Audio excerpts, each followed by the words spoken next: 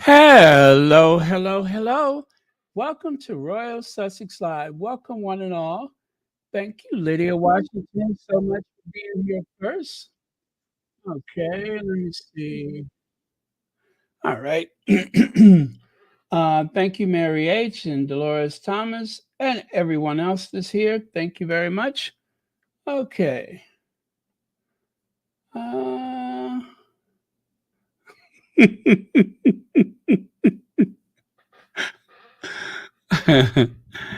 uh, okay. Mm-mm-mm-mm. What a sinister laugh, right? Okay. I ain't done nothing. All right. So let me get my slides up here. Uh, okay.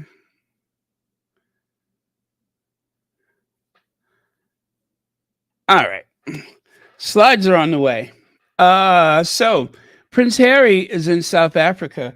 Now, I watched an interview earlier and they were trying to ask, I guess this guy is an official from South Africa. And they was trying to ask him about Harry's itinerary. Apparently, it is not available for discussion. He wasn't giving up anything.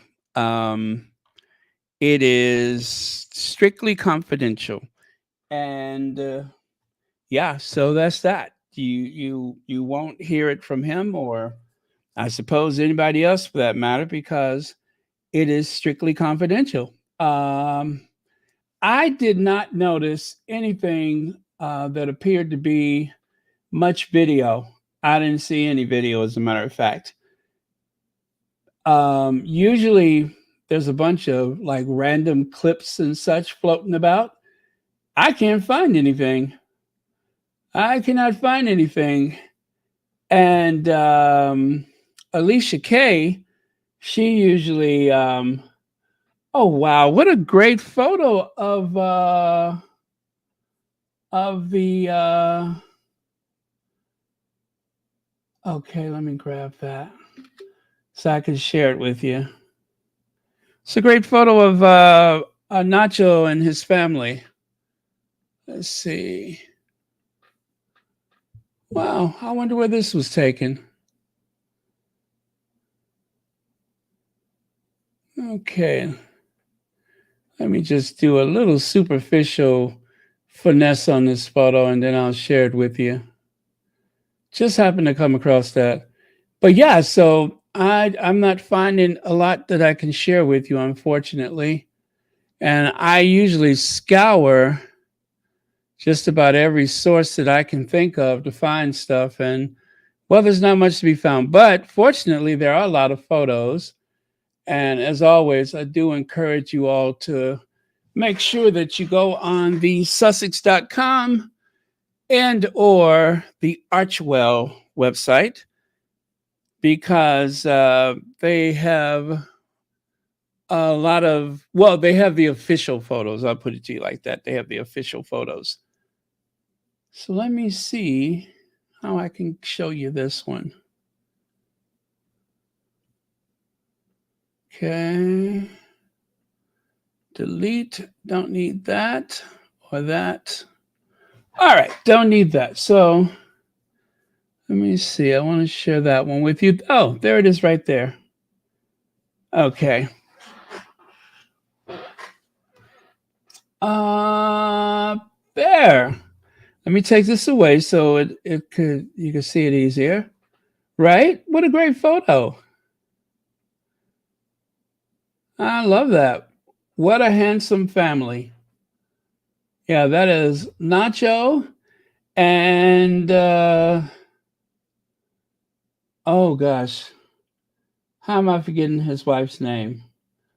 Um, Blacker. Let me see. That's her last name. You know her. Anyway, that's a great photo of the family. Is it Sheila? Oh yeah, Defina. Dafina, there we go. Thank you. Okay, thank you very much. Yeah, that escaped me. All right, great. All right, and there. So I'm going to play a little soundbite for you because Nacho was on one of those Hollywood shows. I forgot which one it was. Um, anyway, and he spoke about his upcoming series with Mario Lopez and is it Kit Hoover? Is that her name? Anyway, so Nacho is in LA and he's talking polo. So let me grab that for you.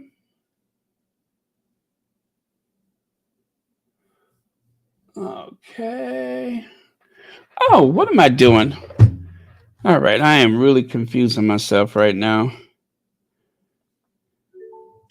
All right, so I got that. I need this. Okay. Yeah, this is about a minute long, but I'll just play this for you so you can hear what he has to say.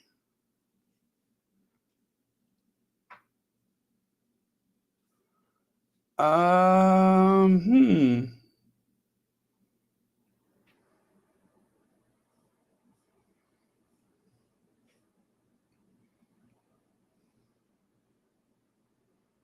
I first played with him in England 2007, I believe, and it was in a charity for a charity that called Sentebale, which helps kids in Lesotho, Africa, which is where Harry is now. He went to Lesotho to check on the children and everything, and we right away I saw in him someone that really cares about children and loves philanthropy and loves. To give back. And so I fell in love with the idea. We became really good friends. And it's been an honor to be his friend and help him in all his good missions for a very long time. He says the same about you. And not to put you on the spot now, but who's more competitive, Nacho, you or Harry? No, we both are. Whenever we play, whenever we play polo. But if you had to pick. So for a very long time we played against each other. And, it was very competitive. He kept on giving me, BS about, who was going to win, who was not going to win. And so then eventually we decided, let's play together so that we can push together. But he's very competitive. He loves polo. He's a great rider. And so it's a very good thing to be his wingman. And I know you've been happily married to your beautiful wife now for 25 years. 25 years he's been married? 25 years? My goodness, that's a long time. Anyway, so that was an interview with Nacho. And let me see what show that was. That way you can go back. It was Hollywood Entertainment something. One of them shows. Hollywood Entertainment something tonight. Something. Yeah, so that's you could see the rest of the interview. He mostly speaks about his up and coming Netflix polo series. Yeah, there you go. Okay.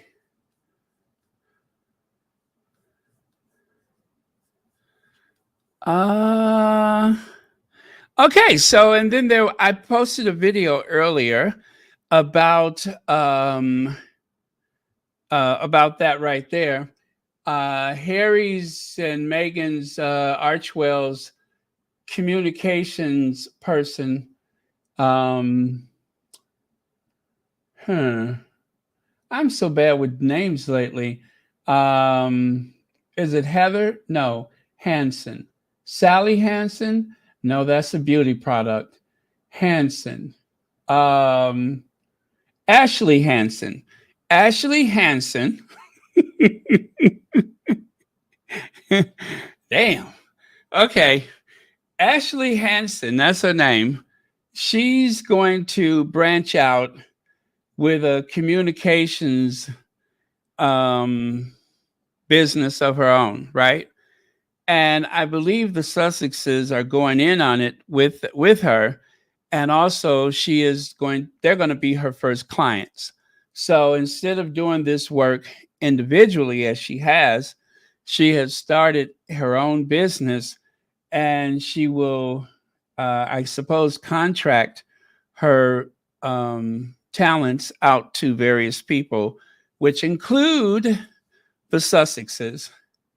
Judy Matassit, thank you so much for the super sticker.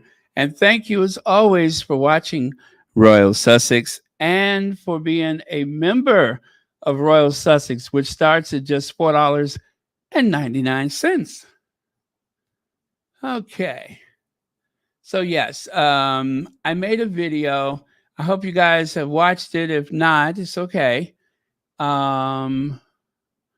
I'll play just a little bit of it for you right now for your consideration. Okay. Oh, is that it? No, that ain't it. Okay. Maybe I won't play it. Yeah, I don't feel like it. But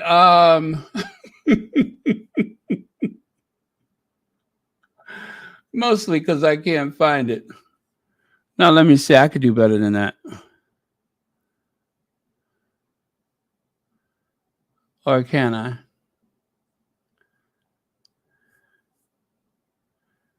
Thou dost protest. Okay. Methinks that thou dost protest. Oh yeah, that's it right there. Okay.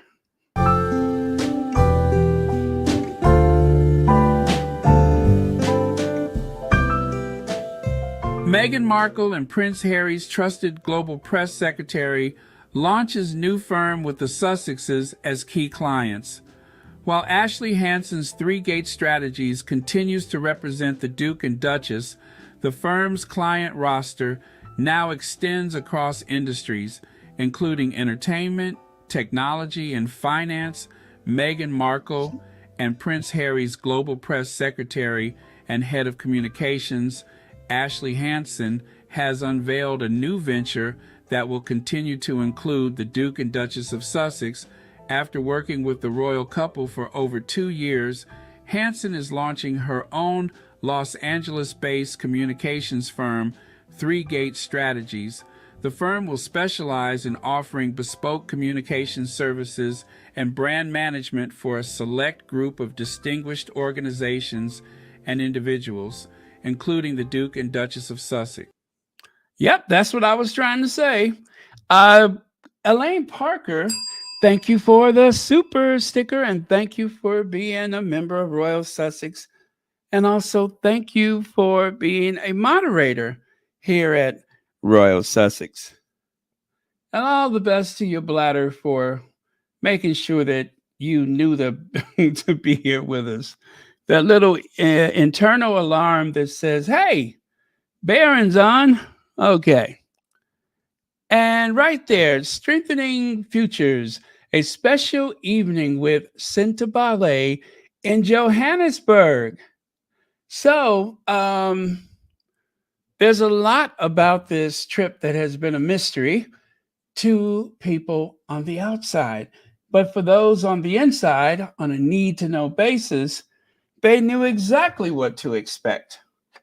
And that is Harry returning pretty much home to his family, to his brother Prince Aso, and so on. So let's see here. Okay, and there we go. Now, I don't know when Harry adopted this walk that he has, but I'm telling you, every time I see him, I think of Wesley Snipes in Passenger 51, 57? Passenger 57? Whatever that movie was. There was a scene in the movie where Wesley Snipes said, always bet on black. Do you guys remember that movie? He said, always bet on black. And then he went strutting away. I'm telling you, sometimes I'm just like, is he turning into Wesley Snipes or is he turning into George Jefferson? I don't know. But yeah, he's got that strut. He definitely has the strut. And what a beautiful setting right there. You see that behind him there? How beautiful is that? A nice little boardwalk where you're like elevated above the vegetation. I like that. That is beautiful. And of course, there's passenger 57 right there. There he goes. There he goes. I'm telling you, Harry, ever since he married Meghan, he was already cool, but he has definitely turned into light-skinned Harry. Okay, it says this evening, Prince Harry, the Duke of Sussex, Connie Balmer! Hey, Connie Balmer. This evening, Prince Harry, the Duke of Sussex, attended a private panel discussion and dinner in Johannesburg hosted by Sentebale. The event brought together influential figures, including Chair Dr. Sophie Chandaka, MBE, political advisor George Shiwi, and key figures from leading corporate foundations. The gathering reinforced Sentebale's dedication to improving the lives of young people in Southern Africa, building on the momentum of the Miami event earlier this year, where Sentebale collaborated with LEBEC, a women's led initiative, finance and philanthropy firm. The focus was on the importance of catalytic giving and strategic partnerships. Okay. There we go. And of course, a very deep and respectful handshake, of course.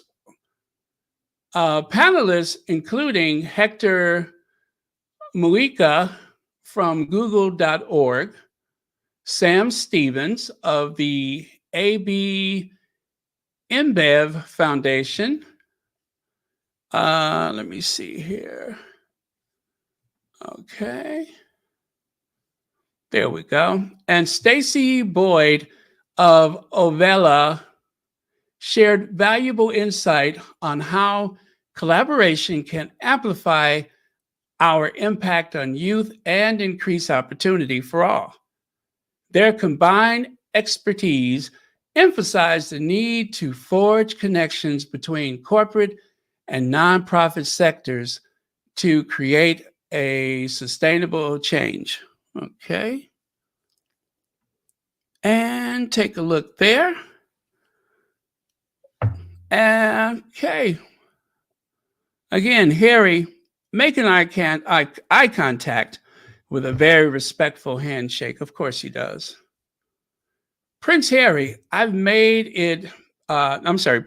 said, I've made it one of my life missions to create a platform for young voices, and we have seen in time and time again that young voices, when they are listened to, have the solution, underscoring the critical importance of youth involvement to deliver tangible results. Okay, and next. There we go. Uh-oh. I hope Harry's not making fun of anybody. Of course, he's too respectful to do that. But if I didn't know better, I would have thought he was, I don't know, imitating someone. You know, Duchess Jazz Hands. Oh, I'm sorry, Princess Jazz Hands now. Look like he. It almost looks like he's making fun of somebody, don't it? It just, if I didn't know better, if I wasn't paying attention, I, I would have thought that he was making fun of his sister-in-law, Jazz Hands. But he's far too respectful. He's far too respectful for that. So let's assume that that's not the case. He's just gesturing in a way that anybody would. And the fact that it seems to mimic this is all just a coincidence. I can assure you. Nothing, one doesn't have anything to do with the other. One singular sensation with every little step she takes. One singular sensation with every mumbo she makes. Anyway, oh,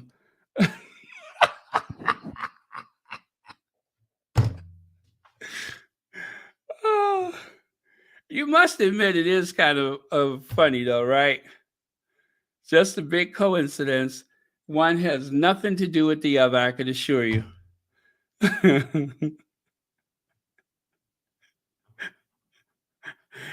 How's your sister-in-law doing? Oh, who, her? She's okay. She's just jazz handing it up.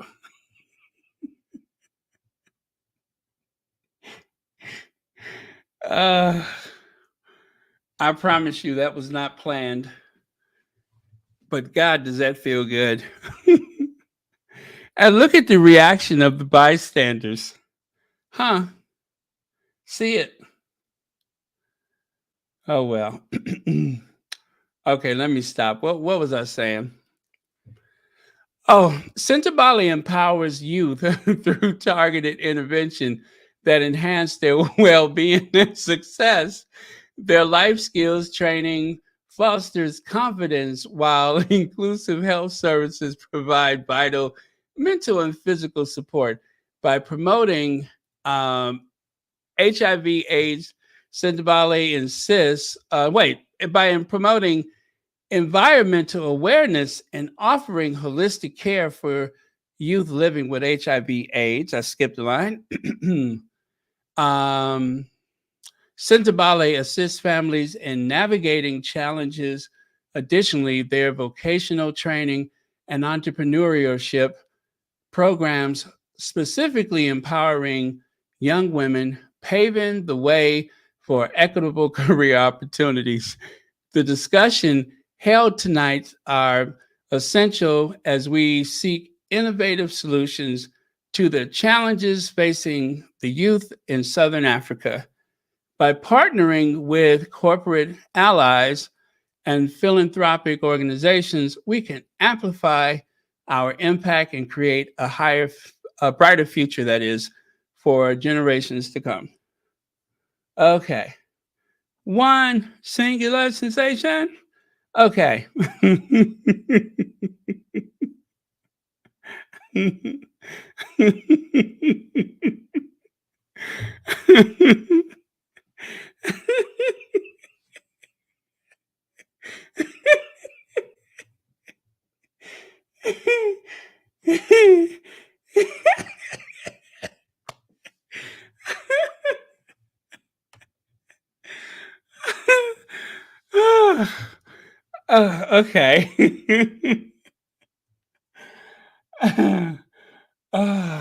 Okay.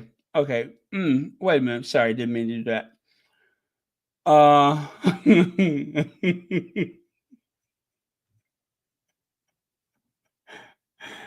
my sad hurt.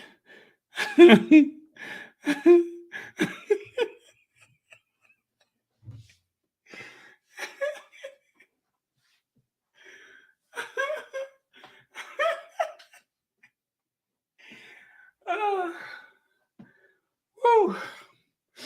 Okay. Let me get serious.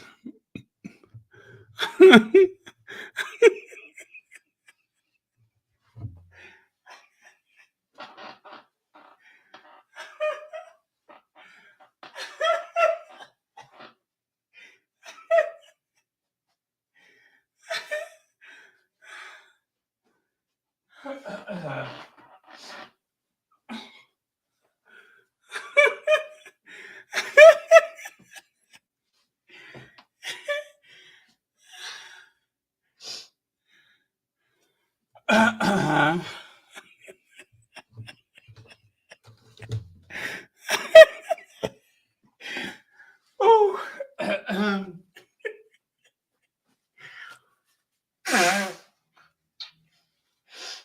Mm. Mm. Okay. Let me get this off the screen. Whew. No, wait, now he doing it.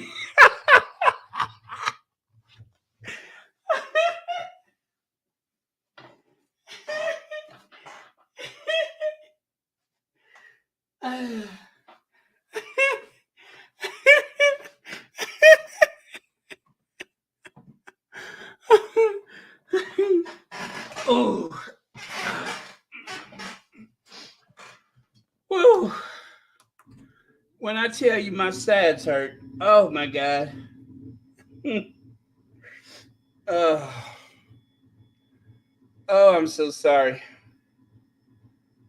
Oh, Lord have mercy, my sides are hurting. Yep, now this guy doing it. You see what I'm saying? It's contagious. It's contagious.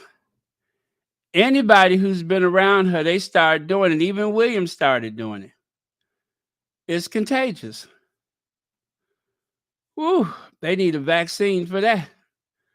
Lord have mercy, my sides are hurting.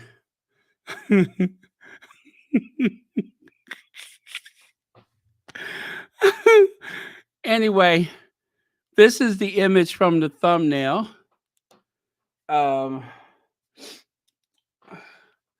Looked like it was a nice gathering for a very worthy cause.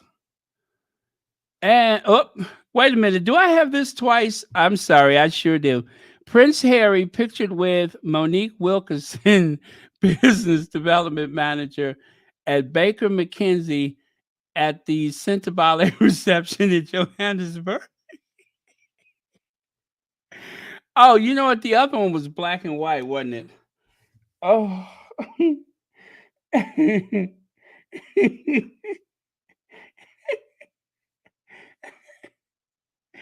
Okay, let me stop. Let me keep this moving.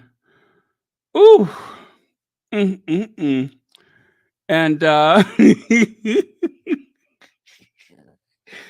does it seem like everybody's why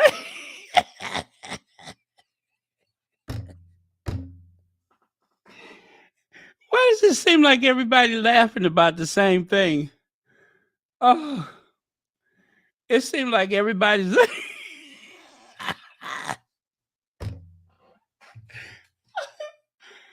oh, oh. It seemed like everybody laughing about the same thing, don't it?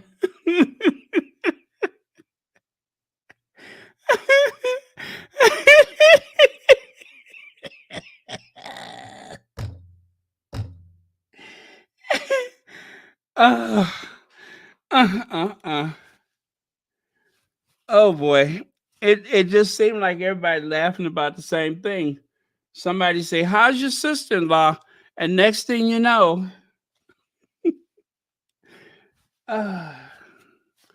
okay, y'all. I'm done. I got that out my system. Let me see. Sentebale board chair Dr. Sophie Chandaka, um, looking absolutely fabulous at their reception in Johannesburg. What a moment for her and all of the incredible work she has put in, which you have to say that outfit is everything. She always looks amazing, but that outfit, I love that. Okay, and that was written by one of the squatties, by the way. And look, there he is, passenger 57. Always bet on black. I'm telling you. Let me see if I can find that. Wesley Snipe, passenger 57. Always bet on black.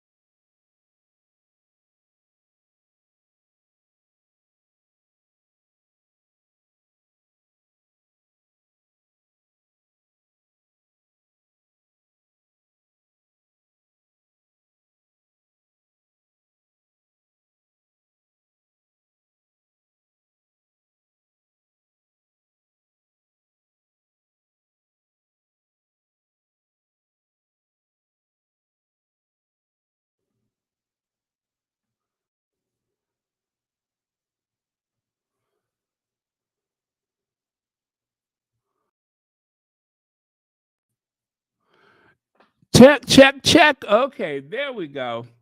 Now we got some sound. Sorry about that. I have no idea what happened just that fast, but I told you this has been acting very strange lately. Okay, I'm going to turn it up as high as it goes. Okay, perfect. Well, like I was saying, since Harry essentially is an American, and one of the things that is so important to us Americans is music. So, as you can see, some of the aunties decided to cover one of the most famous music groups in U.S. history. Ladies and gentlemen, the Supremes. Stop in the name of love before you break my heart. Think it over. Think it over. Yes, you guys,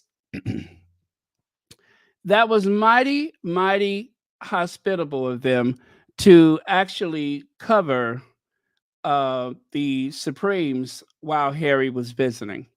That way he wouldn't feel homesick. Yep, I think that was very, very sweet of them to cover a few of those songs made famous by the Supremes.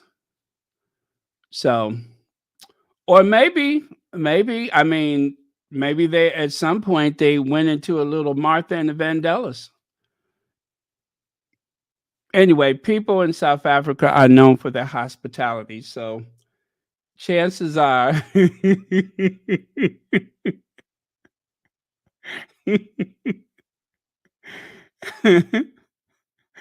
chances are they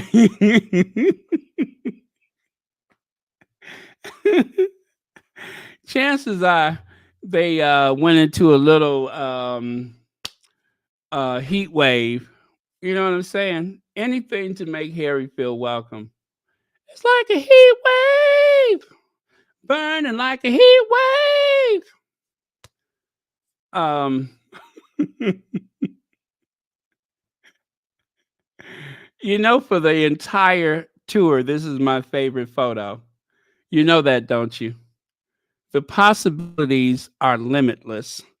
This is the cutest and my favorite photo.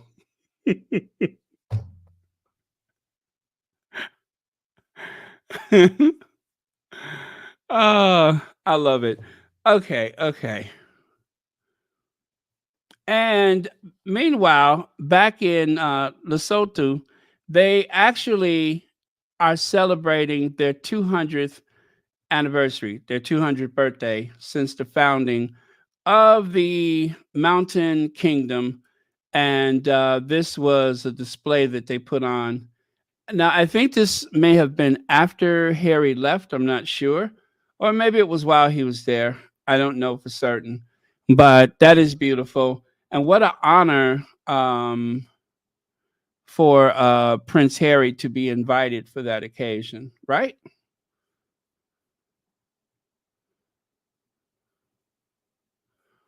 Now, this happened. I don't know where to find the link for the entire video, but Paul, is it Gasol? Gasol in conversation with Prince Harry for the Better Up Lakers championship hopes and more.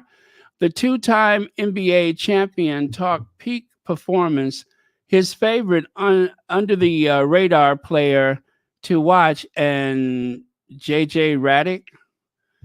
For many years, is it Pau or Paul? Pau Gasol was at the forefront of the basketball world as a two-time champion with the Los Angeles Lakers and a mainstay of the international competition, leading his home country of Spain to 3 Olympic medals. Now retired, Gasol is the president of Gasol 16 Ventures and Gasol Foundation. Am I saying his name right? His latest partnership is with Better Up, the largest mental health and coaching startup in the world dedicated to helping people live their lives with greater clarity, purpose, and passion. As part of the partnership, Gasol was interviewed by Better Up Chief Impact Officer Prince Harry, the Duke of Sussex, released on Thursday. Gasol reveals in the interview his advice for maintaining peak performance and how he finds his flow, a state of complete focus and absorption in an activity. In a wide ranging conversation, Gasol also touches upon his basketball journey, his time as Kobe Bryant's teammate, the importance of chemistry, battling and overcoming fatigue, and more. The interview can be viewed here for non Better Up members. You know what? Let me go and find that link. I just noticed the here part, but okay.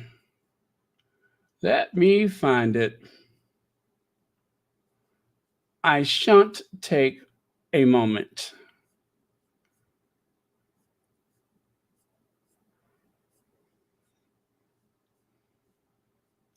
Aha, I got it. I got it.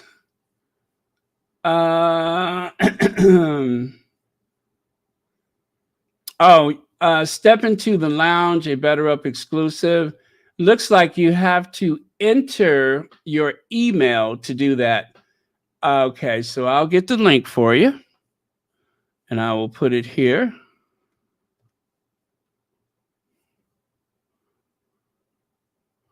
In the meantime, ladies and gentlemen, the aunties, it's like a heat wave. Heat wave. I can't stay for the heat wave. It's tearing me apart. Whenever I stare in space, tears fall over my face. Okay, I just pinned it to the top of the chat. All right, thank you, aunties. Yep, thank you, aunties. And just like my real aunts, they love a good, comfortable shoe, don't they? They love a good, comfortable shoe. All right.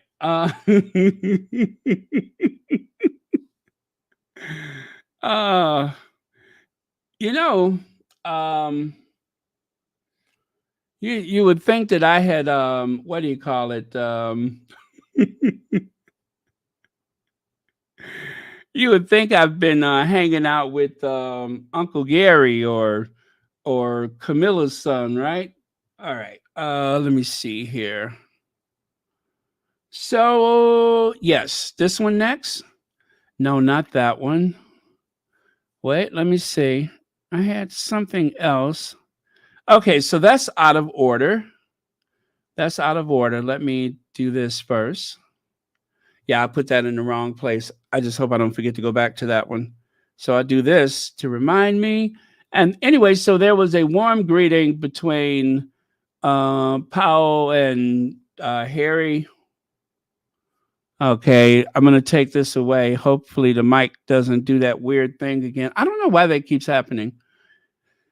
All right. What do I need to do here? Oh, I know. Soundbite, soundbite.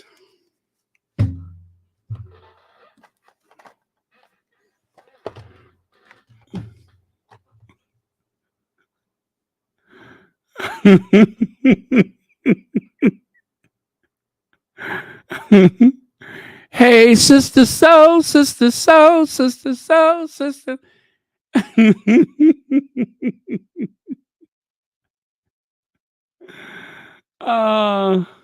Okay. Let me get serious. Creole baby mama love. Oule buka saya c'est soir.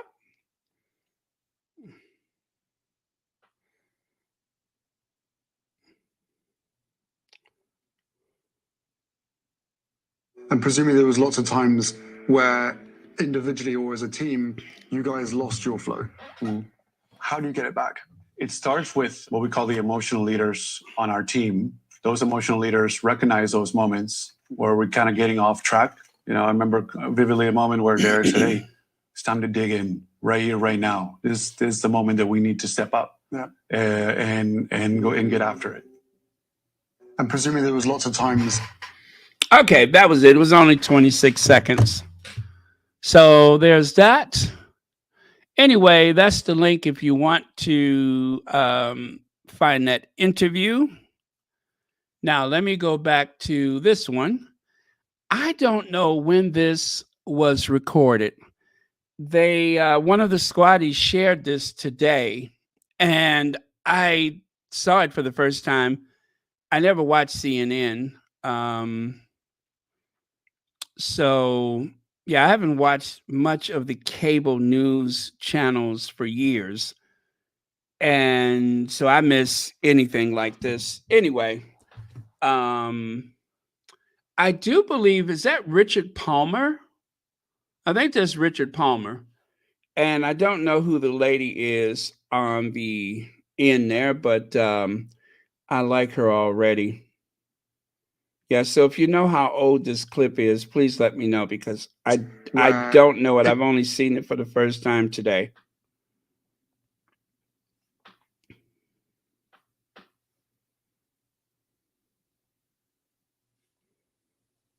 As diplomat, you know, the highest form of diplomats for us. They're there to provide a sense of national unity and continuity. And unfortunately, this couple, I think really mainly through their own behaviour, have ended up being forces for disunity and become very unpopular with certain sections of the population. And Kristen, that makes for a great story, doesn't it? Yeah, but I refuse to see, unless you give me evidence of what these things are that they've done wrong. I've yet to see any evidence that they've actually done anything that is disrespectful to the crown, that is out of line. They have not. There has been no proof that they've done anything wrong. So I don't actually know what Richard's speaking of when he says that perhaps they brought this all on themselves. And Kristen, the idea of a profit system here, is this all about profits at the end of the day for everybody involved, for the royal commentators like you, for everybody? Hey, for me right now on CNN? Well, I mean, obviously there's money involved here. Let's be realistic about this. The media empire is huge and the interest in the royals is huge. A poll that was just done this last week by Morning Consult found that nearly half of Americans would welcome more royal content. So there's absolutely a hunger for this. However, I just have to point out also that a YouGov poll this last week found that even among Britons, only 25% believe that the coverage of Meghan Markle has been fair. So we want more coverage. And yes, there's money there, but at what cost? At the cost of writing false and abusive stories? And now Harry and Meghan want to take the mic back. That's what tonight is about. Richard and Kristen, thank you both for being here. Okay. Again, I don't know when this was made, but it really hits on a very valid point that there is no evidence. Show me the proof of what this couple has done that has been so wrong. And I've said it several times. I will say it one more time. Harry and Meghan have not put a foot wrong since they left that institution. Not a foot wrong. And as for any misunderstandings or hurt feelings while they were still within the institution, I can only say too bad, because when you push somebody hard enough, when you push somebody's back up against the wall, I don't care how small, how meek, or how timid, you're asking for it. Now, Harry said in his book there was a lot of crying and such in the Kensington Palace. I attribute that to the fact that they were stuck between a rock and Will and Kate. You have Harry and Meghan who are trying to define their service within the confines of an institution that can be very inflexible, very guarded, and they did not really want that type of change. Anything that echoes Diana is a big no-no. You conform, and you have to conform 100%. Otherwise, there will be consequences. And so when you pit one side against the other, which is something that, let's face it, when it comes to the colonizing class, that is something they're very adept at, is turning one person against the other. The whole idea of being in service, and I don't mean philanthropy and such, I'm speaking of service to an institution like the royal family or any member of the aristocrat. They turn members of the household against each other. They turn the staff against each other. And of course, when it comes to the heir and the spare, they use conflict as a tool to assert their authority upon the heir and the spare. And William is definitely a company man. He has disrespected, in my opinion, he has disrespected the memory of his mother for the sake of that institution. So, as far as I'm concerned, whatever hurt feelings, disagreements, and such that occurred, it was only because they were trying to put Meghan in her place. They were trying to destroy her spirit. They were trying to remove anything that was progressive. Meghan declaring herself a feminist before or after entering that institution, Meghan declaring herself a feminist, that was a non-starter for the institution. They would not hear of that. She needs to know her place. There was actually, I don't know who this guy is, but gosh, he has a mustache. I believe he's a lawyer, a barrister, or whatever. And he was speaking about how in the British system that one should not get above themselves and one needs to know their place.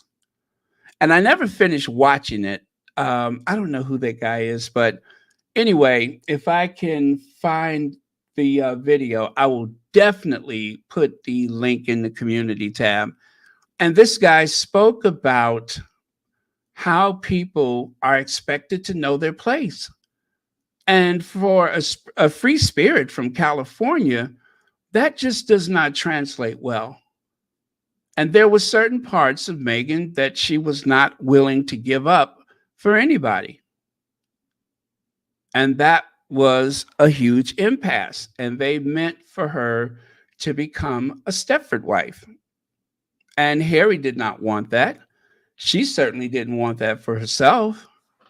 Hi, B10. Yeah, I'm fine. Thank you so much for being here. But yeah, so he did not want that for her. She didn't want that for himself. And so there was a lot of conflict. But essentially, they have done nothing wrong. They have not disrespected that institution. And as far as this big thing about speaking to Oprah Winfrey, Harry said, and I believe him, that for a year, they said absolutely nothing. And for an entire year, from the day they stepped back to the Oprah Winfrey interview, there was leaking and briefing from Kensington Palace on a daily basis. Leaking and briefing. While they were in the institution, if I got the order correct, Harry and Meghan rented a home in the Cotswold so that they could escape court life and be more of a family. And what happened? Someone leaked the location, and the tabloid media managed to take photos of this location, reveal the location, and even show photos of the inside of the house. And so they no longer felt safe there. And then the Queen made the suggestion, why don't you go to Frogmore? They were under siege from day one. We've learned from Meghan's father that there seemed to be an alleged attempt to disrupt the wedding before it started. They have been after those two for the longest. I think they're very surprised at how strong Meghan has been in spite of everything that has happened. They thought Meghan was going to head for the hills. They thought she was going to bolt without Harry. And then, much to their shock and dismay, yes, she did leave, but she took him with her. The whole family left, and that wasn't what they were expecting. What I think that they wanted for Harry is almost unspeakable, because it seemed as though William, mostly William, and other elements of that institution was willing to condemn Harry to a very unhappy life just so that they could control him, just so that they could use his talents and his abilities to make the institution look good, to make William look good, to be as a safety mechanism to help William, who is, I think, somewhat insane. But it didn't work out the way they expected. And so it seems to me that this is part vengeance.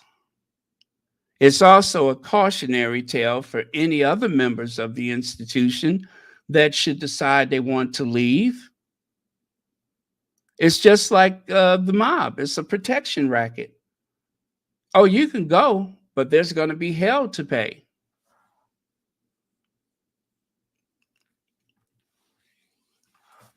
Maurice Brown says, Baron, these so-called royal experts and royal tabloids are playing coy. They know exactly why Prince Harry and Princess Meghan are gone, and everything has happened. Yeah, and everything that has happened. Absolutely. They know why. They know why, and they dare not speak it. They dare not speak it. They can't ever confirm, although what's her name? The one that wrote Catherine the Great. She has been singing like Aretha Franklin to what's her name? Constance Meredith, or Meredith Constance. She's been singing like Aretha Franklin because they pretty much tried to destroy her. They do these things because they get away with it. And they have put a lot of resource into trying to win over Americans. But as the lady said, only 25% of people in Britain believe that the coverage of Harry and Meghan is fair. I think that number is too big, but I could believe it's accurate.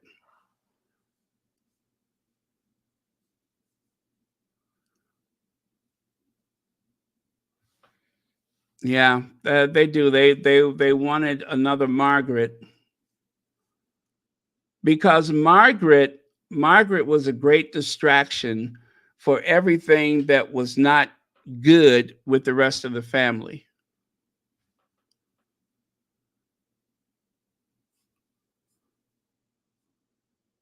Margaret, the cautionary tale. Harry, the cautionary tale. The Duke of Windsor, the cautionary tale. those that they could use as an example. This is what happens when you don't sell your soul to Satan. These people are an example of what happens when you don't give up your life, give away your life to the unseen hand, to the men in gray.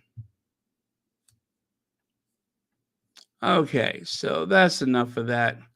The hug that says, "I'm with you." Kate Middleton embraces young cancer-stricken photographer at Windsor Castle in poignant first pictured engagement. Richard Palmer says, William and Kate met Liz and her family and posed for pictures taken by the Kensington Palace PR team. It's not been treated as an official engagement, although William at the investiture is, of course. So William was working, Kate was not working. But I think the PR team saw this as an excellent occasion to get some photos of Kate pretending to be Meghan. You understand what I'm saying? It was a great opportunity to get some photos of Kate pretending to be Meghan. Now, remember, Kate Middleton has never been known as a hugger, but every time a member of that family embraces someone, especially since the Endgame came out, when we found out certain things that we already knew, but it was confirmed by Omid Scobie. And Omid held back. If Omid had really gone there, it would have been that much uglier. But my point is, as I said, there's a lot of things about Kate and this situation of illness and disappearing for 6 months and so on and so forth that is so suspect. It is very suspect. Kate Middleton steps out at Wimbledon amid cancer treatment. All the best photos, right? How about this one? Prince William says he missed Paris Olympics over fear he'd give Kate Middleton the bug during chemo. The Prince of Wales made the comment as he met some Britain's top medal winning swimmers, right? Only men, I'm sure. He and Kate, what they have in common is they tend to be huge fans for men athletes, but not for women. And then, of course, Becky the Blob, Rebecca English says, Prince William has revealed he missed the Paris Olympics because he did not want to bring the pandemic home to wife Kate as she underwent chemotherapy. He was speaking to swimmers at a community pool to highlight their Royal Foundation work to boost, that is, access to swimming. Okay, that all sounds very good, but think of all of the other places that William has gone, and there didn't seem to be any type of concern about who he met with, who he shook hands with. Even Charles, who was looking mighty Poe during the summer, was kissing, shaking hands. There's a huge inconsistency. You're just as likely to catch a bug at the farmer's market, where Kate was seemed to be nearly running out of it. You're just as likely to pick up a bug at a doctor's office. You put a mask on and you wash your hands and you keep it moving. There's a lot of people that have members of their family that are going through chemotherapy. I've taken care of members of my family, not one, but I'm going to say at least 3 that was going through chemotherapy. I wash my hands frequently. And of course, nowadays, I would probably wear a mask and wash my hands frequently. But as for day-to-day activities, I don't think that I would stop, these things. At this point, things are just different from the very start of the pandemic. There's been a certain relaxation of certain, movements. However, I still wear a face mask to the grocery store, to the doctor's office. For a lot of things, I wear a face mask. Even the elevators. My point is, with everything else that those two have been up to, this seems very, very inconsistent. It's no different than this whole idea of William missing King Constantine's memorial service, and they swore up and down it had nothing to do with Kate. They swore up and down it had nothing to do with Thomas Kingston. And then when Kate finally says, "Oh, I have cancer," or the cancer was found and anyway, it was that very cryptic explanation she gave. Then, of course, they said, "Oh, yeah, and you know what? That's why he missed King Constantine's funeral, because he had just found out about that." Kate had the not emergency surgery on the 17th of January, right? It was not an emergency surgery. They said it was scheduled, even though it seemed like an emergency. And then by the 22nd of March, that is when she finally told people that they discovered that there was cancer present back in January. It all seems very suspect and inconsistent. I've said it from day one, and I'm going to continue to say it. Something is not right. The timeline isn't right. The math is not mathing. No explanation about the motorcade of December the 28th. The last time Kate was seen before March the 22nd was the Christmas thing that they do every year, walking to church.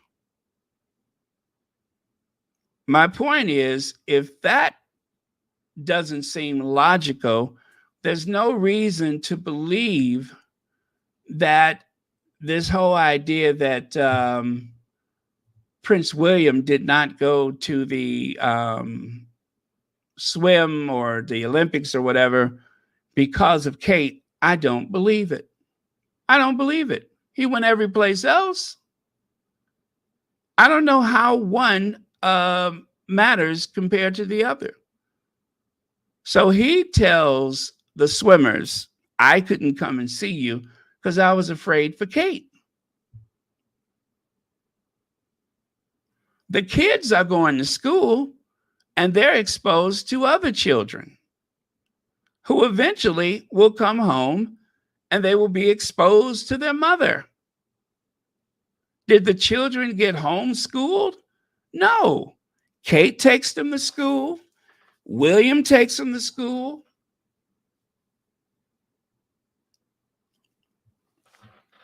This doesn't make sense. And the mouthpiece, Rebecca English, as I keep telling y'all, the gatekeeper, is always there to promote whatever talking point is necessary. Whatever the scheme from Kensington Palace, she will reinforce that message to the public. It is an ongoing dialogue where everything seamlessly fits together.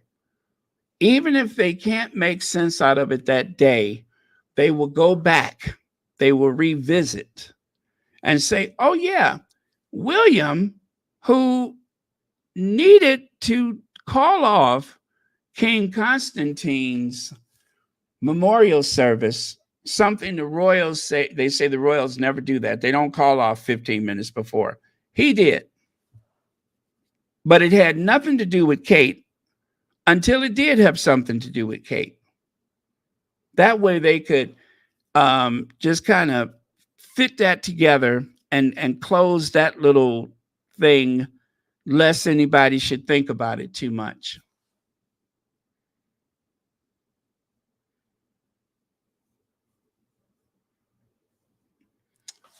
And of course, this is for legs. I took the trouble of removing that filter that they use for Rebecca English. And see, once you take away the Photoshop, the real Rebecca English, you can see the unfiltered, unredacted, untouched photo of Rebecca English, not as they want the world to see, but as she truly is.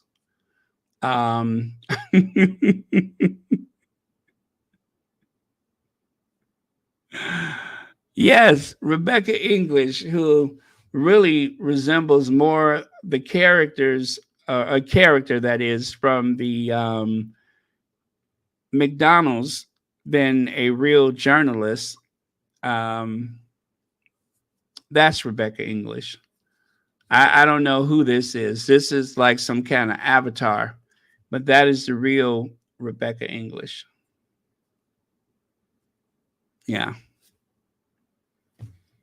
And I didn't realize this, but back in, when was that? April, they had from the latest on Kate's return to Harry and Meghan's life in LA.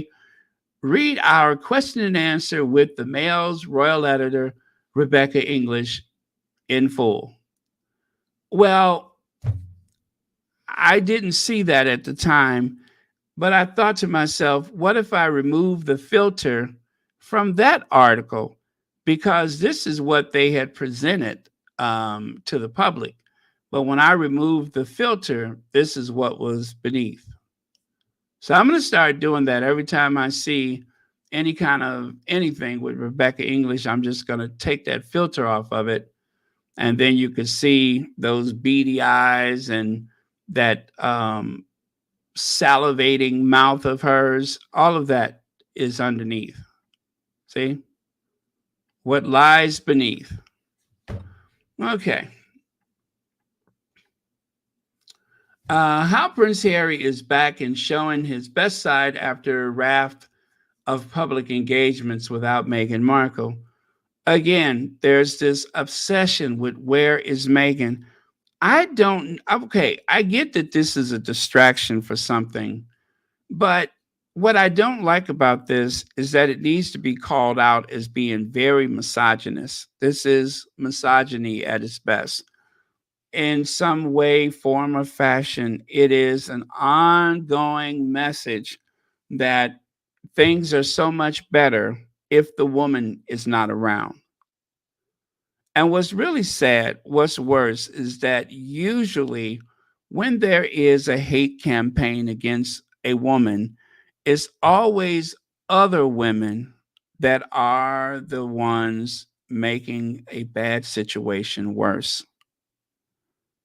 You always hope, you think, you imagine, what would it be like if women actually stuck together instead of joining in or even making a bad situation worse? That I should live so long to see the way they viciously attacked the first Black First Lady of the United States.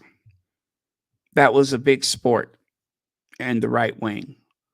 They used her to fundraise. And then for some reason, they believed that there was something so much more sinister about Hillary Clinton in comparison to anybody else that is a policy wonk or a government official. When the truth is, there's more smoke, there's more anger toward Hillary Clinton than there is the second George Bush, Dick Cheney, Donald Rumsfeld. And there's a lot of things that you can question about the policy in the Middle East, the policy in Africa, a lot of places, while Hillary Clinton was Secretary of State. But just that, she was Secretary of State, she was not the president. But Hillary gets blamed for it. Or how about the people that were angry about universal health care? Well, she was the first lady, not the president. How about the 98 crime bill?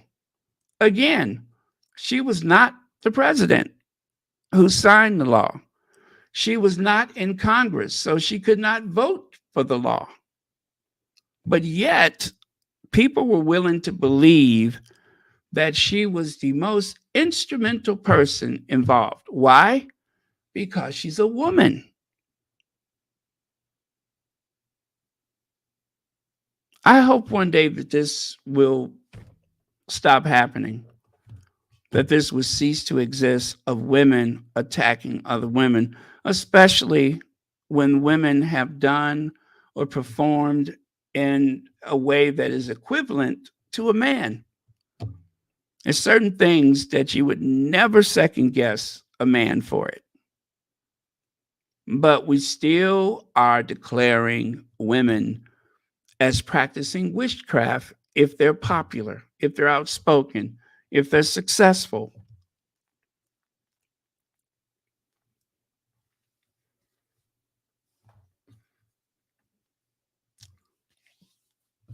I saw this monster, and you know, every so often when I see a journalist, actually when I see their name, I always want to see what's behind the name. And well, this guy right here, I can bet you don't know who that is. I didn't know before today, but his name is Ross Clark. Ross Clark is a British journalist who has written for The Spectator, The Times, The Daily Mail, The Daily Express, and The Sun.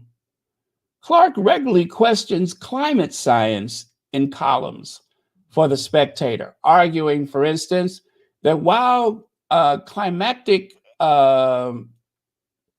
observations should be trusted, predictions should be taken with a pinch of salt, because the only near certain thing is that they will all be wrong.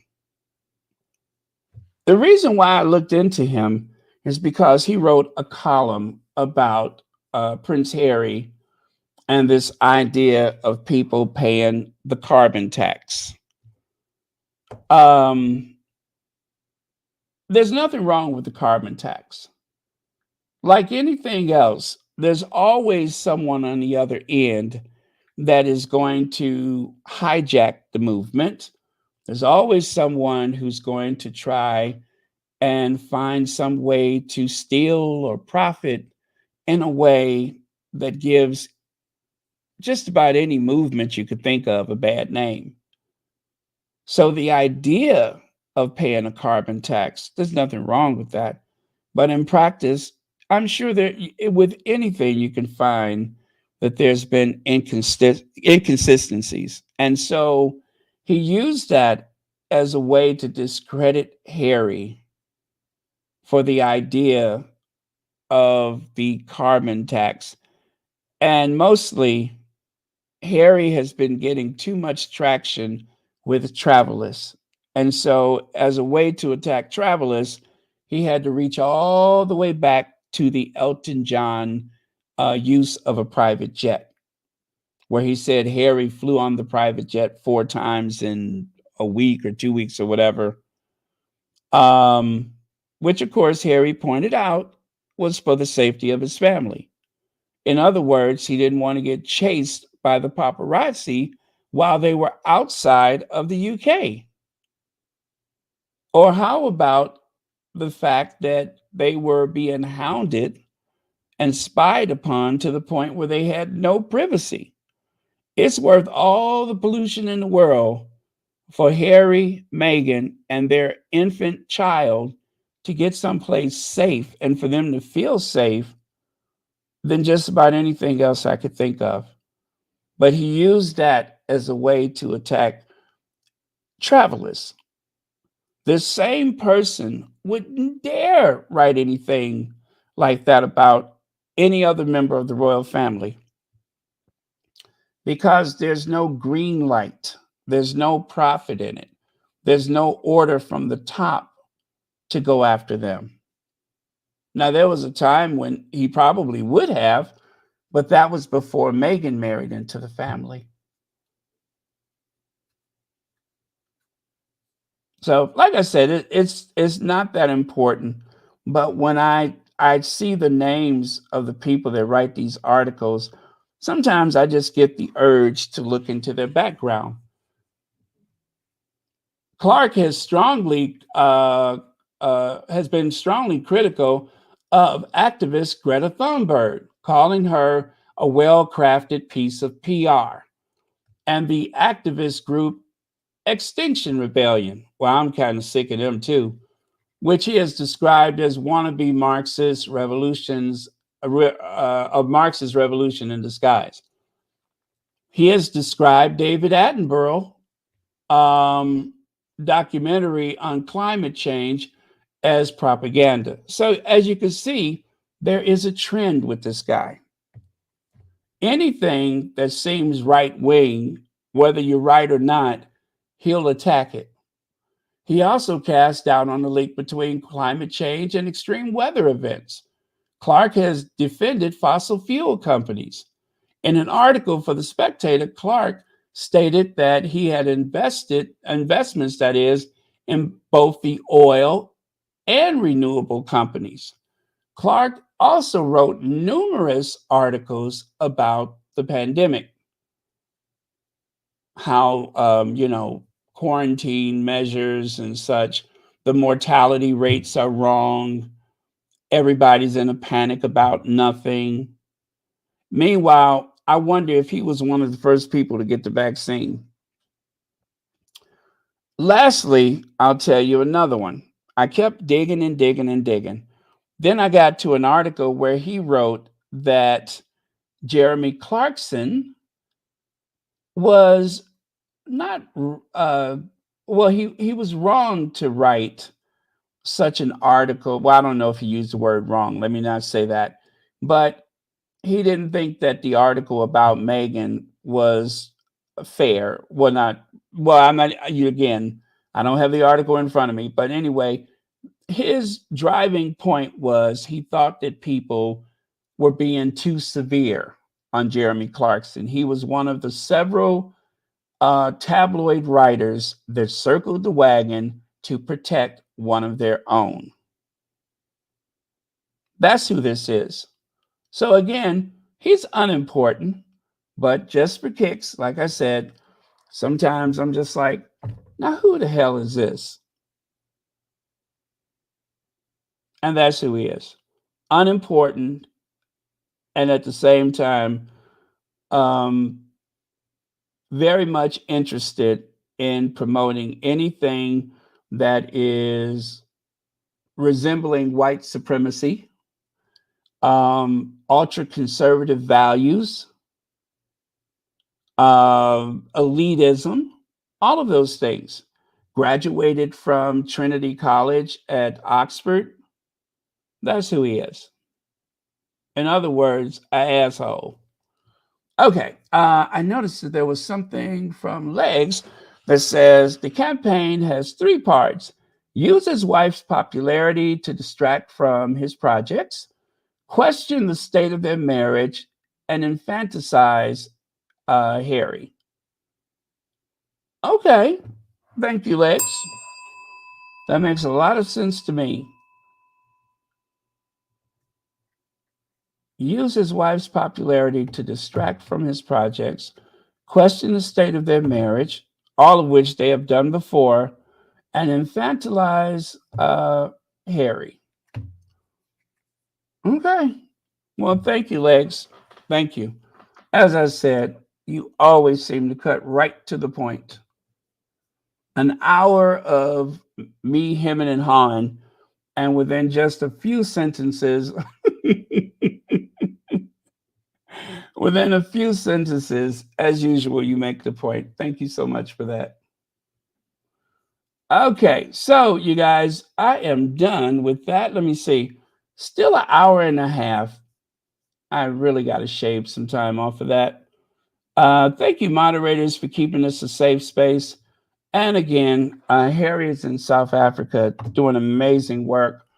And, well, the establishment is very frustrated because, as usual, when they're on one of these tours, they don't know what the itinerary is. They find out just like everybody else. Now, let me take a quick look and see if there's anything else, anything new that I can share before I go. All right, it doesn't look like there's anything new. Don't see any new pics.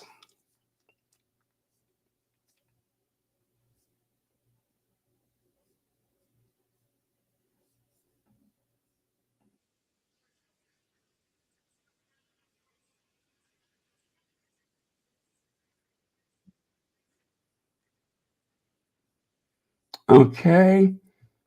Yeah, I don't have anything else. All right, I'll take a look at a couple of comments before I go. And they have a software update. That's probably why my microphone keeps going out, because they need to work out the bugs from the last software update. So I'm going to do my software update, and probably that little thing with the microphone will stop happening.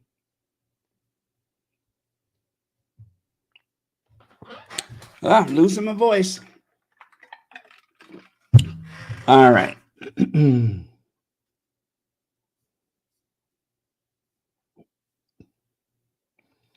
night, Gwendolyn Daniels.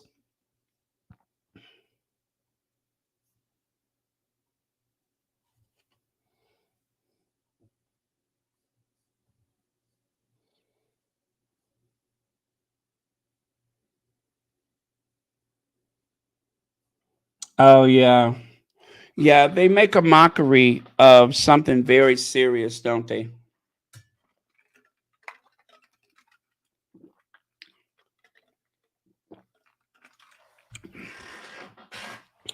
You know, there's been a lot of it in my family. And when people ask me, do I ever worry about it? And I tell them no. There's as they say, cancer is going to affect 1 out of every 2 people in this world. It's going to affect them in some way. You're going to either know someone in your family, or it may happen to you. But whatever the case is, make the most of the time you have, the quality time that you can have. And I say early detection is a key. That's always important.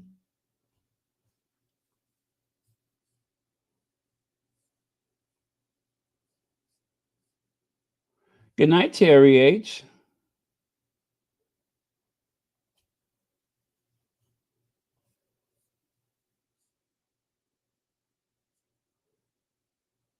Okay.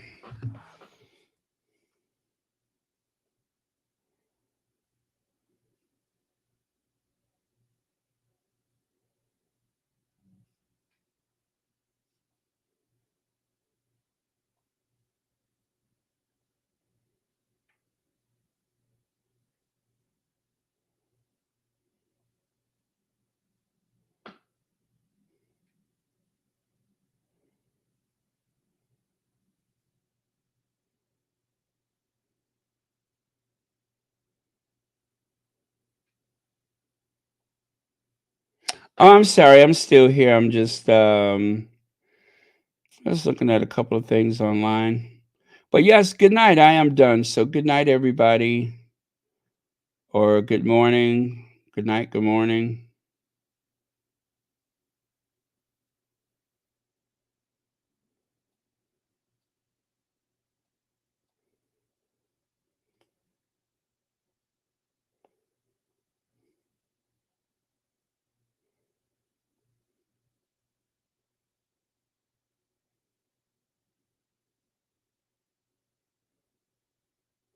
It's in the morning in South Africa, and now have to drive to work. Bye. Nathalando, and Denny, thank you so much for stopping by. I hope you have a very productive day.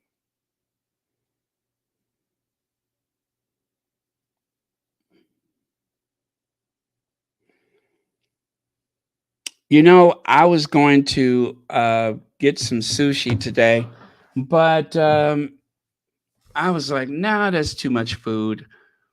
I tend to order too much. Hey, hello, Ivy here. Ivy, I didn't know you were here. I tend to order too much when I order sushi, and then I eat on it for like a day or two. But I was like, nah. But doctor says I can eat, regular stuff now. That I am mostly healed, and I'm feeling much better. I got some medicine that I'm taking that's supposed to help. And what am I taking? I can't even pronounce it. But anyway, it's supposed to help with the healing.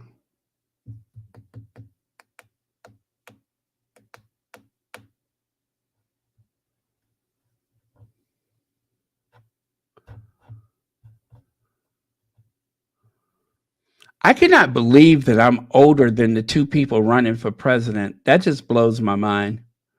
I am older than both presidential candidates. How is that possible?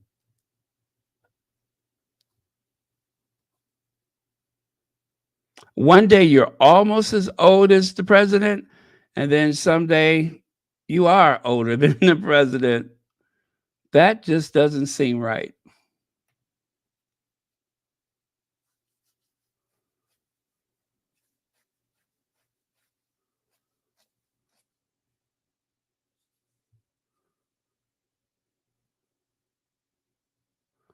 Oh, thank you, Connie Bomber. Yeah, I had what is known as a Mallory Weiss tear. But of course, I think you're a nurse. You would know what that is. A Mallory Weiss tear.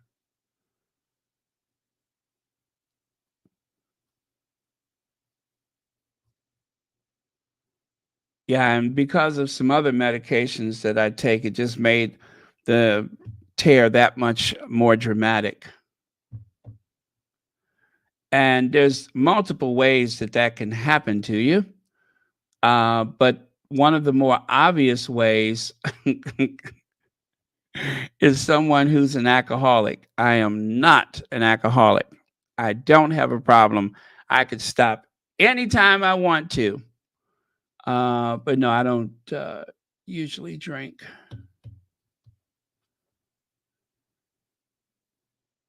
Wow, older than Donald, huh? Yes, Prince Harry is a statesman. I agree.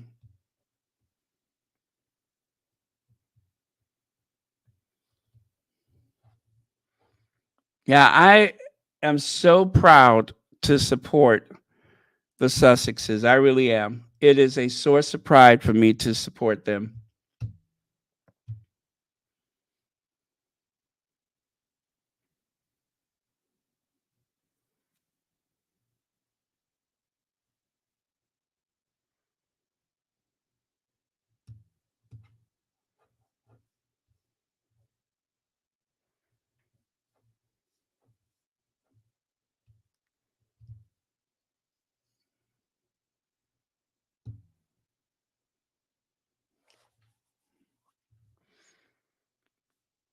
But having received a blood transfusion, actually more than one of the things that I could not stop thinking about, you know, I know some people in really low places, and I've seen some of the people that sell plasma and sell blood and such. And and the idea that the genetic material of some of the low lives that I have been acquainted with going into my body was more than I could take. I was like, ugh.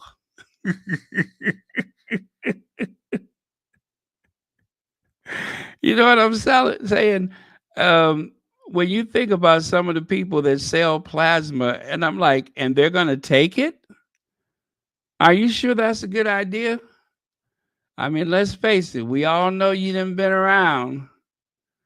But yeah, I could not stop thinking about that. Oh, thank you, Soul Brother 77. When I think of some of the people that have sold plasma, it just about turns my stomach. I was looking at that stuff dripping inside of me. I was like, ugh. Hoping ain't nobody I know.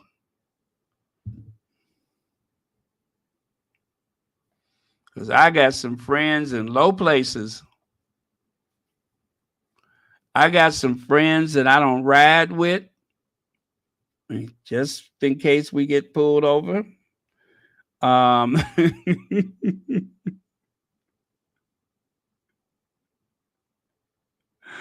I got friends I would never hold their purse or jacket or anything.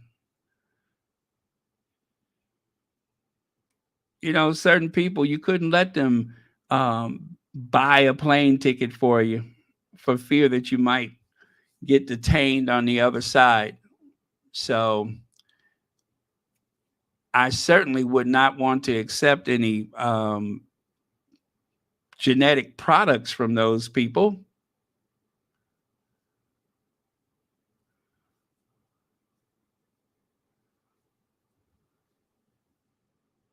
But they say it's safe. That's what they say.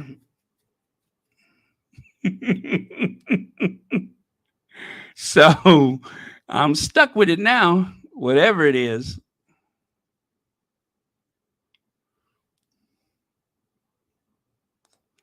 I really got to be more careful. Oh boy. Oh well.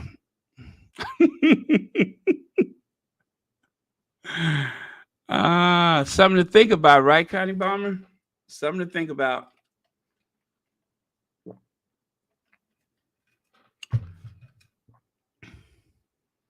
If I would feel weird about certain people using my plates or spoons or whatever, a coffee mug, I certainly could not imagine myself um, having some exchange of body fluids. But well, now the deed is done.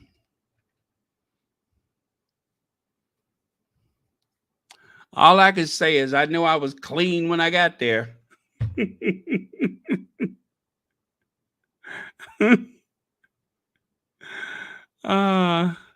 Yep. All I can say is I know I was clean when I got there. I think.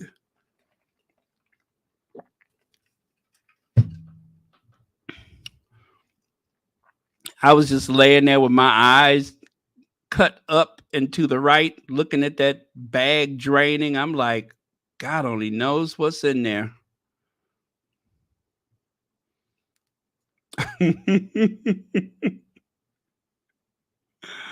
uh, well, thank you for understanding, Connie Bomber, because I was wondering how anybody else might feel about something like that, but I'm just like, you wouldn't happen to know the name that's on that bag, do you? Can they trace that bag back to the person? I'd like to know who was that sold their DNA.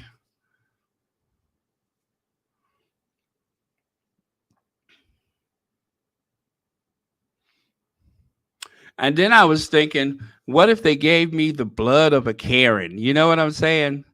What if I would suddenly started calling the police on my own people? But then again, I was already doing that, so uh, I was already doing that, so that won't be any big difference.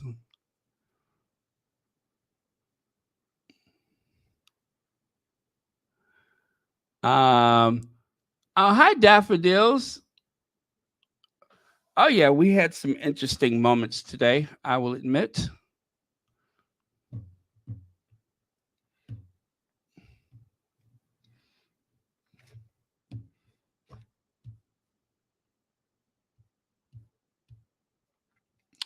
Well, I mean, the thing is, some people be thinking, "Oh, Barron don't like white people," and then of course there's some people that say, "Oh, Barron don't like black people." I pretty much don't like anybody. I'm very suspicious and distrusting. It's called Until I Know Better. Yeah, I'm very suspicious of everybody.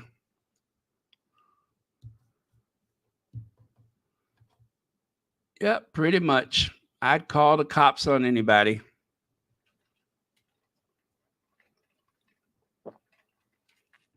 And then you already know I have a very wild imagination. I mean, think about it. Most people look at the aunties and they just see, some tribal traditional routine. And what do I see? South Africa's answer to Martha and the Vandellas.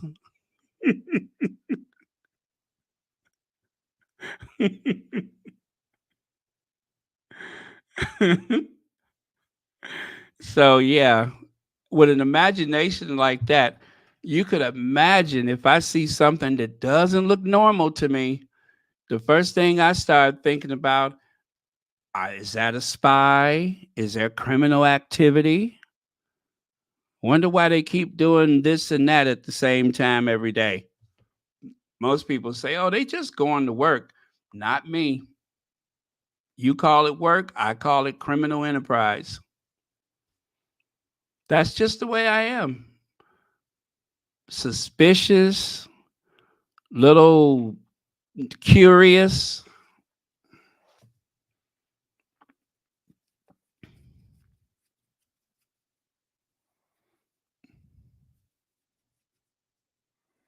Well, I tell you, what I have in common with the aunties is the arms. At least two of them got arms like mine. When I go to the doctor and they pull out that blood pressure cuff, I say, I say, where's the urethra? They say, what? The urethra. What is that? The Aretha Franklin cuff. And then I start waving that arm around. I say, that ain't gonna fit. Go get the Aretha Franklin.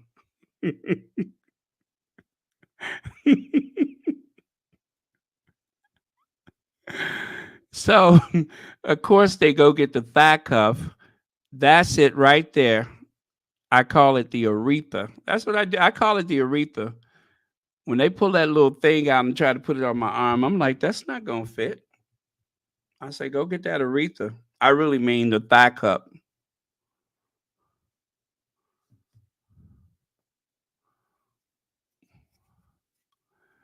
Well, Connie, let me tell you something. When I was in the hospital, I would not stop a talking. And when they did that, what is that, an endoscopic? When they put that scope down my throat, whatever that whatever they gave me to anesthetize me, they said I was singing all the way back to the ICU. I remember little bits of it, but I don't remember all of it. But I do remember I do remember I was singing. I do remember that. They said I was singing all the way back to the ICU. But I was kind of in and out of it. I don't remember a whole lot, but I do remember that they said that they were going to anesthetize me. But they give you something where you can't remember, but you're still semi-conscious or whatever. So I don't remember the scope at all.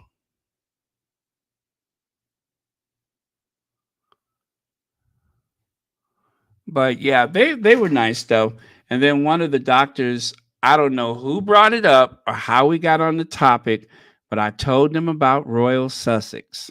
And she was excited. She told the other doctors about it and everything. They say, "Oh yeah, you have a YouTube channel." I say, "Yeah."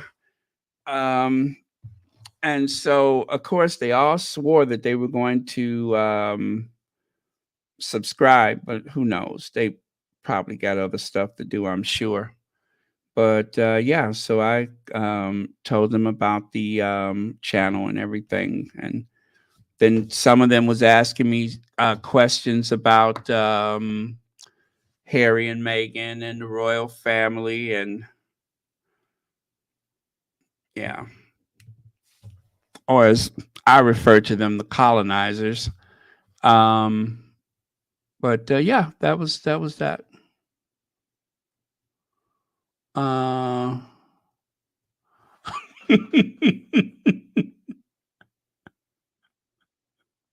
oh, okay, well, I'm glad I could help. I'm glad I can help.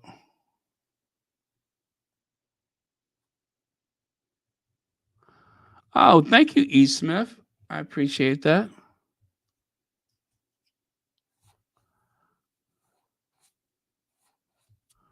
Anyway, I'm glad to be out of there. Glad to be back home. That was like a month ago. You guys know I just got out of there a month ago.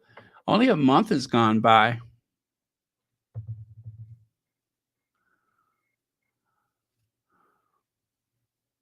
Yeah, and then I had another situation where I could have been back in there again the next day after they released me. I had went for the follow-up because I needed to see one of the doctors, and I almost got admitted again. I won't even go into that story, but I almost got admitted again. I was like, "Oh my god, get me out of here." They were like, "Oh, we're not sure that the medication that the insurance will pay for it." I say, "How much is it?" I said, "I don't care how much it costs." I said, "But I got to get out of here. I don't want to stay in here another day." Oh boy, it was quite the ordeal. You have no idea. It was quite the ordeal.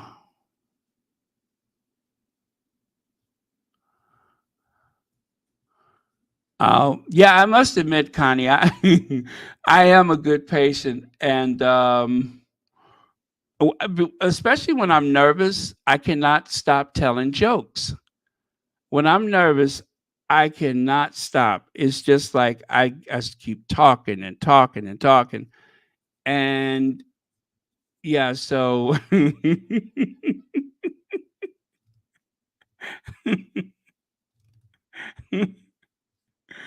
and the thing is, the guy that did the scope on me, the doctor, he actually remembered me from doing my what do you call it? My colonoscopy. He actually remembered me from doing my colonoscopy years ago, my first colonoscopy.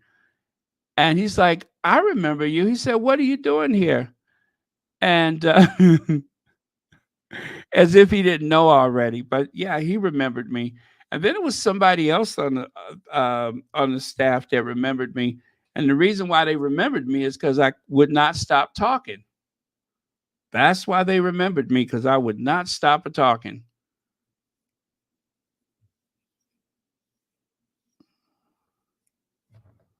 So what could I say? I guess I made an impression.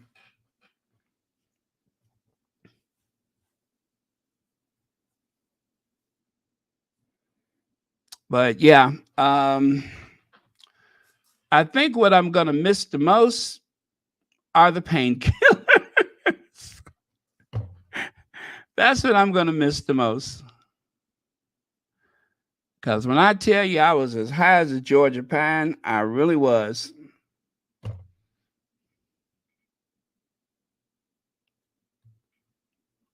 Okay. Well, anyway, you guys, I'm gonna go. It's approaching the 2 hour mark. And don't know how long Harry's gonna be in South Africa, but um I'm gonna get up early tomorrow. Early for me. I'm gonna get up early tomorrow, and early for me, whatever that is. Um, and then we'll see what's going on.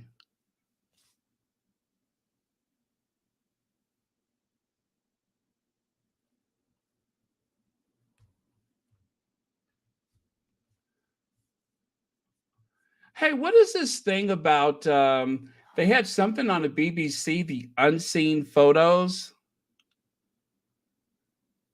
I don't know what that is, but they had something on the BBC about the unseen photos. William and Harry, the unseen photos.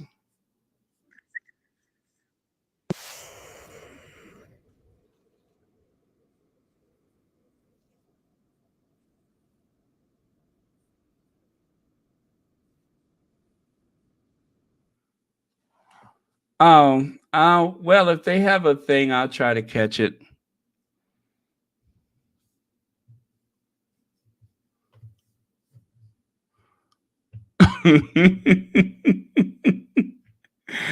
Oh my God, that was funny though. I was singing my heart out when I was coming out of that endoscopic whatever. I was singing my heart out. I can remember. I don't remember what I was singing, but I remember going around corners, up the hall, in the elevator, and I was just, I was getting down.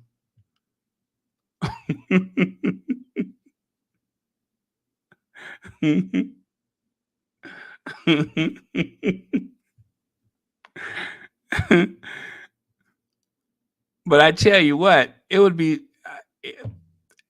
if someone had recorded it, part of me would be like, get my lawyer on the phone, but the other part of me would be like, oh, I was getting down. uh, Surely it's on one of the surveillance cameras, right? Good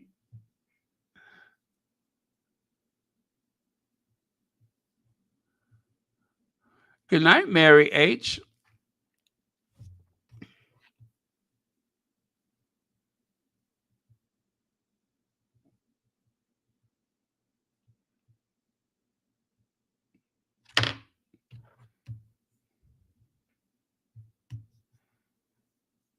Okay, well, let's call it a day.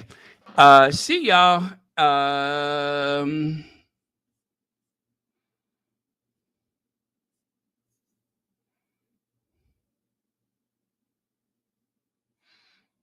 Thank you, Daffodils. Thank you very much.